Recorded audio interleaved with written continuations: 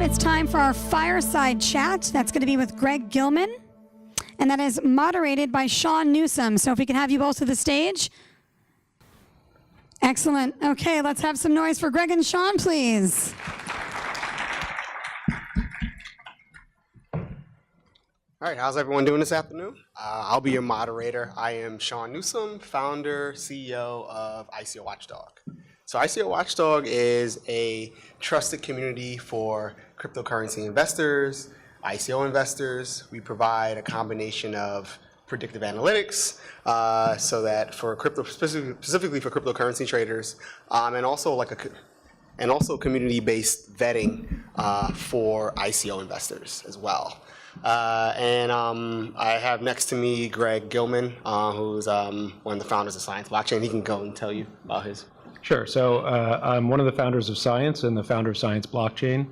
I think I'm the only lawyer in the world who's actually designed and sold intentionally his own security token. We issued a security token last year, Reg D in the US, Reg S internationally, like a legitimate security offering to accredited investors only. We were the second security token ever created, and I think we were one of 4 in the world at this point. Cool, great. So yeah, just want to kick things off. Just to piggyback on what you were saying, Greg. Like, you guys were pretty early to launching your own security token. Can you kind of walk us through kind of like what made you like what made the Science Blockchain or Science decide to say, hey, we want to launch our own security token and kind of be at the forefront of this? Sure. So we had originally gotten involved in the blockchain space about 5 years ago. We built an exchange, we built a Coinbase competitor, we made investments in CoinDesk and a bunch of other sort of supporting and media properties. And then like so many of the other businesses at that time period, we couldn't get anything banked. And our board decided, as was the correct decision at the time, that we had to shut all of these businesses down.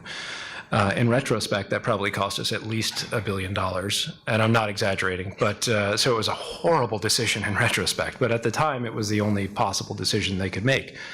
But my partners and I all remained individually interested and invested over the intervening period until about 18 months ago, when, with the rise of Ethereum, or at least coinciding with the rise of Ethereum, we sort of looked at the sector again and said, okay, this is something we actually have to participate in more aggressively now.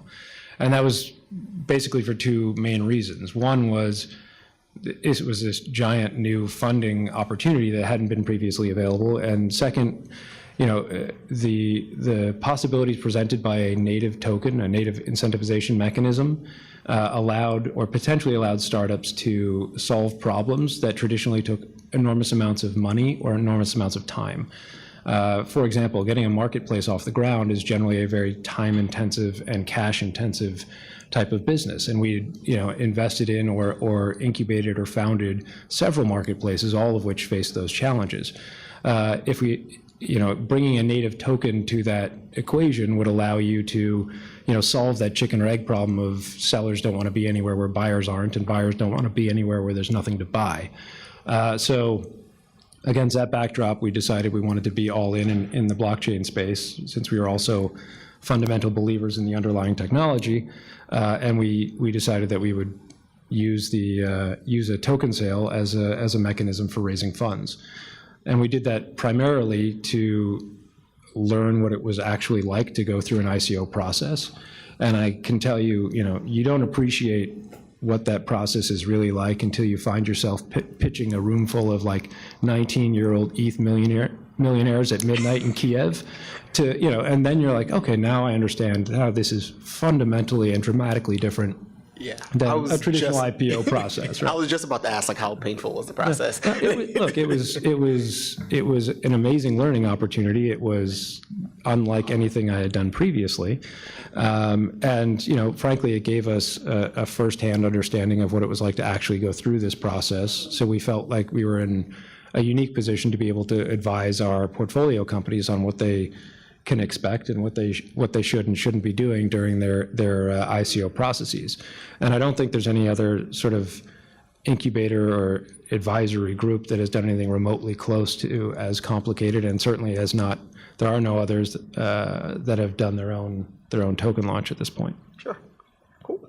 So science, you guys are actively investing in blockchain companies. Are you only investing in like token sales? Are you taking equity in these blockchain companies? Like, what's the process and how? Like, as you were saying, like, you know, this evolution of the tokenization of economies, especially like marketplaces, and where are you guys focusing your efforts from the investment side, and where do you actually see like tokens and specifically security tokens kind of fit in? You know, man, that was a lot of questions all at once. Okay, I'll do my best to try to answer as many of those as possible. So.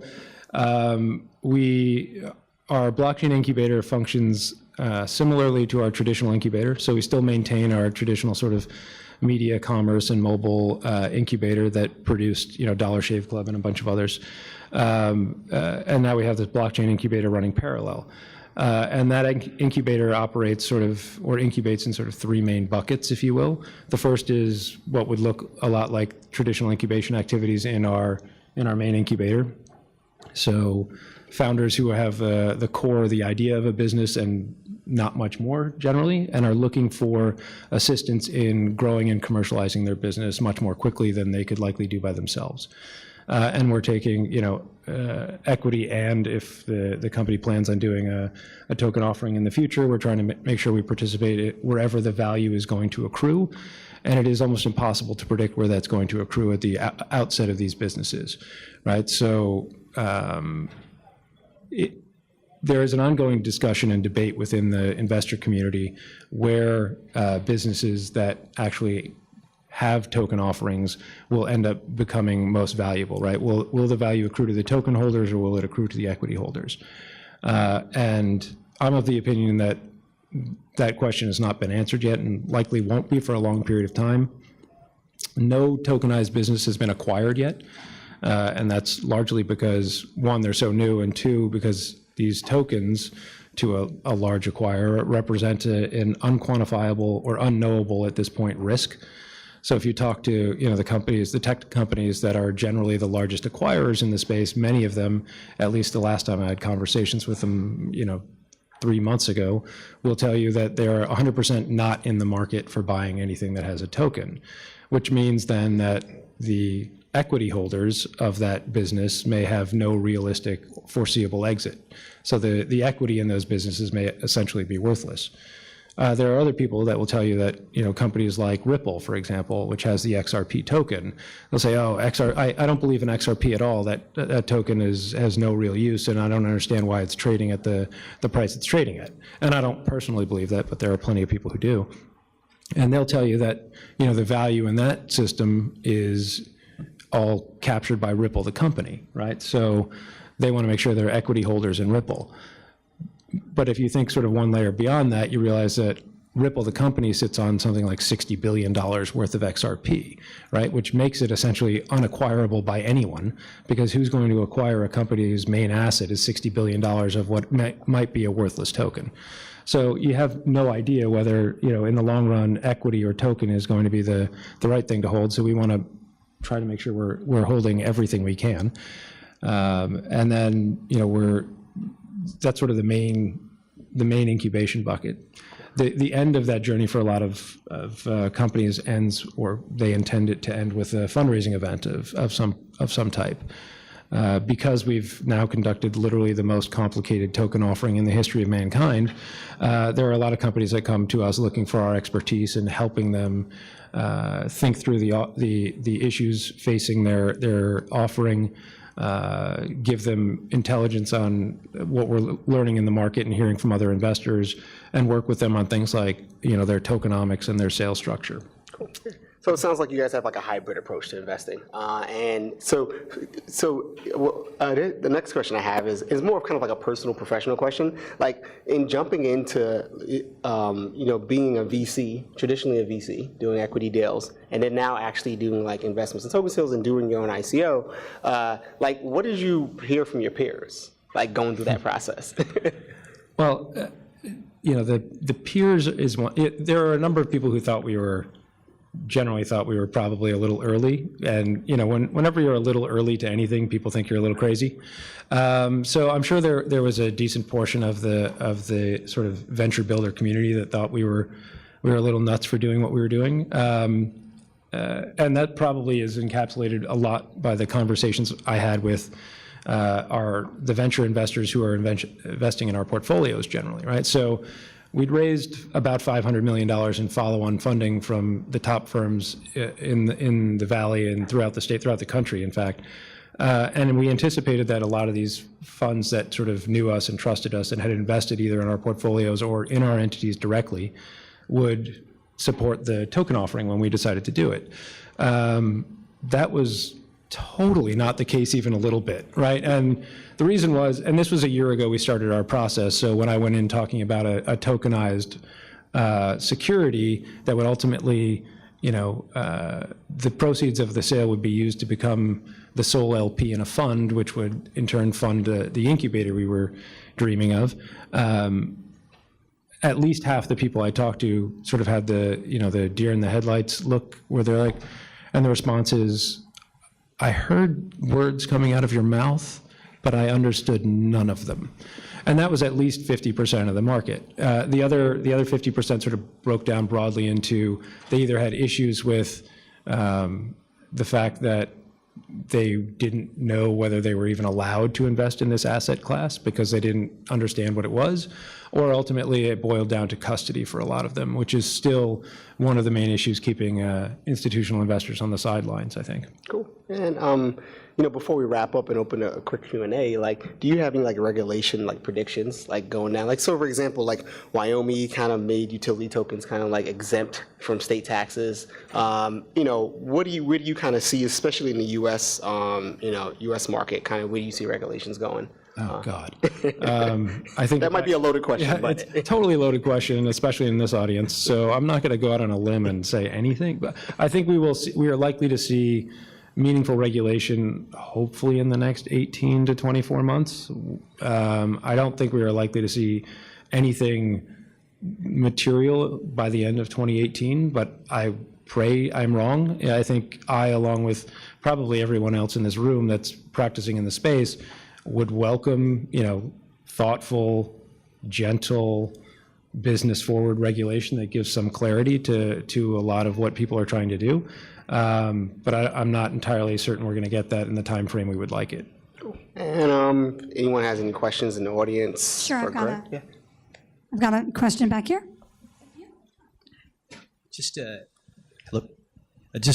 What are your thoughts on custodianship as an issue for institutional investors, and maybe what some of that bottleneck is? Sure. Well, I think the bottleneck is largely driven by a need to classify these assets to fit them within a regulatory framework that doesn't necessarily understand exactly what these assets are, right? So if I'm going to hold securities, my licensing requirements look much different than if I'm going to hold currencies on your behalf, right? And that looks much different than if I'm going to hold other assets on your behalf, for the most part. And I think that's one of the things that has led to a delay in the creation of institutional custodian solutions. But I think that is the single largest impediment to most institutional investors participating in this market more broadly. Okay, we have time for one more. Anyone in the middle here? Anyone on the side? Go. Okay, here we go.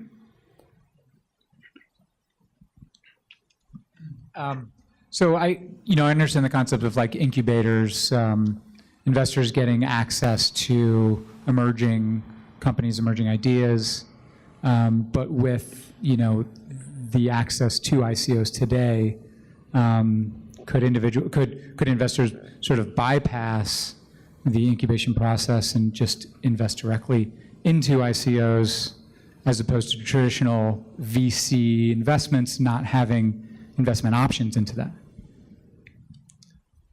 So if I understand your question, you're asking whether investors can go directly to these I'm saying what is if you could better define the value of an incubator that is working with these blockchain-enabled technologies, wouldn't most of them also have the alternative to just seek funding within a public token offering as opposed to going to an incubator?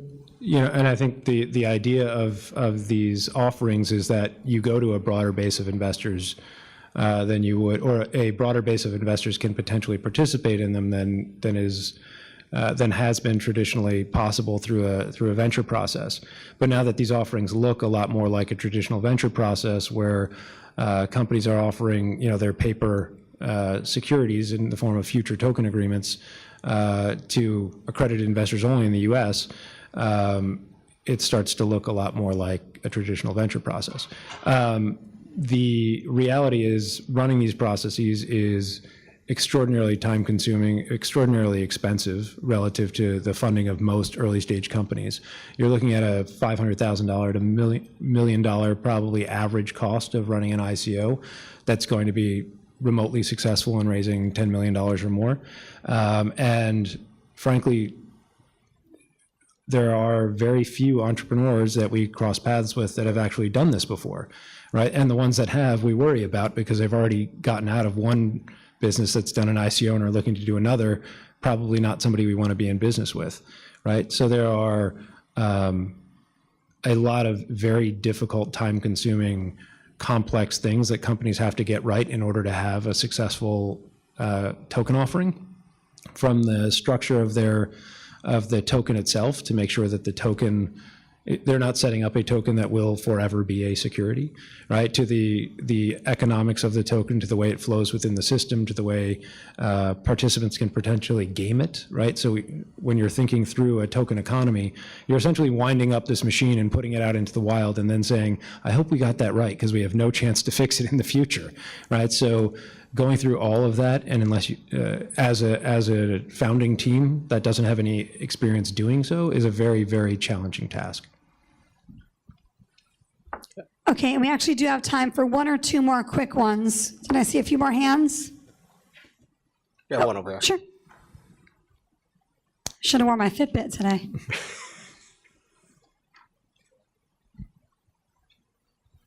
Thank you. So, Greg, what was the benefit that you saw? And forgive me because I don't really understand the details of your token sale for Science Blockchain, but what was the benefit of doing a token sale rather than a private fundraising round, I mean, with your VC friends and buddies? Oh, trust me, it would have been... And what rights are associated with those tokens, if you can disclose? Sure. No, all of our materials are public. We did a full offering memorandum. I should say, my friends at Skadden charged me an enormous amount to do an offering memorandum on my behalf. And trust me, we wouldn't have done it without them. But, first of all, why did we do it, given that it took, 5 times longer and was probably 10 times more expensive than just going to our traditional sources of capital to raise the same amount of money? Was one, we wanted to put our money where our mouth was, right? If we're going to get into this space and help companies actually execute these processes, then we wanted to have done it ourselves.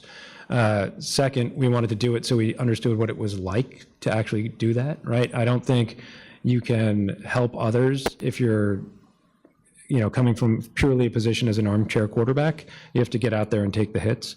Third, what it allowed us to do is create a network, a global network of accredited investors that were that become the initial holders of our token, of our portfolio company tokens, because the science token holders get via smart contracts 70% of all of the tokens that we at the incubator receive through incubation or investment. So we essentially create the first, the initial community for a lot of these portfolio companies. And that also gives us the benefit of having a network of several hundred accredited investors who invest in crypto offerings that are then potential investors for our portfolio companies as well. And finally, I think it just gave us a lot more visibility as operators in the space. So our deal flow went from, sort of a ridiculous level of companies wanting to work with us to a truly mind-bogglingly intense, insane level of companies wanting to work with us, which when you're looking for the best deals across the country and across the world is where you want to sort of be sitting from my perspective. Oh, and in terms of, I sort of covered this, but in terms of what our token holders get, they get a fractionalized, non-voting, non-equity security interest in the LP of the Cayman Fund that invests in the U.S. incubator to run operations and also directly invests in the portfolio companies themselves to hold tokens.